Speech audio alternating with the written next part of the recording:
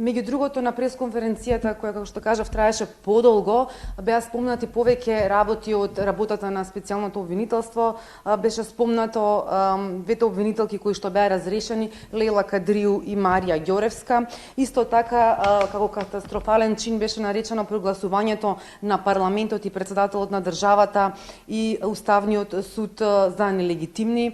Исто така беше спомнато дека специјалната обвинителка прво што направила е тоа дека побарала да биде ослободен од притвор Зоран Верушевски, а побарала притвор за Едмон Темелко, градоначалникот на Пустец. Исто така на пресконференцијата беше споменато и тоа дека на пресконференциите на специјалното јавно обвинителство присуствуваат странски амбасадори и дека во последно време амбасадорите им вршеле притисок на судиите како да одредуваат, како да одлучуваат во однос на притворите и барањата за претреси која ќе ги побара специјалното јавно обвинителство. Предлагам тука да погледнеме изјавата, дел од пресконференцијата на Антонио Милошовски.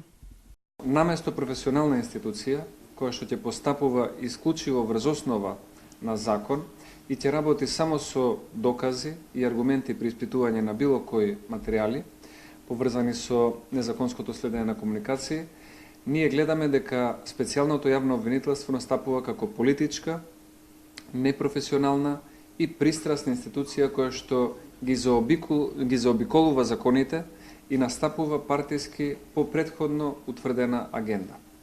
Станува јасно дека специјалното јавно обвинителство со низа политички настапи, надвор од секаков правен контекст, го губи кредибилитетот кај јавноста. Веќе никој не очекува, ниту може да добие објективен одговор од тимот на Катица Јанева, а најмалку од господјата Јанева. Напротив, од неа може да се очекува само глумење на некаква обвинителска инквизиција и на тамошно политичко ангажирање во кампањата на господинот Заев. Театралните пресконференции сигурно немаат за цел да направат правна разврска на случаите, бидејќи дури после поднесеното барање за отворање на истраги од специјалното обвинителство, би се знаело дали навистина постојат некакви докази за оформување на обвинителни акти. Всушност, овие политички пресконференции на обвинителството имаат и втора цел, а тоа е да ја компензираат празнината, односно непостоењето на докази во случаите кои ги работат. Милошовски речи дека на пресконференциите имало повеќе, колку повеќе имало шминка и театралност, толку помалку имало докази за предметите кои што ги објавува специјалното обвинителство.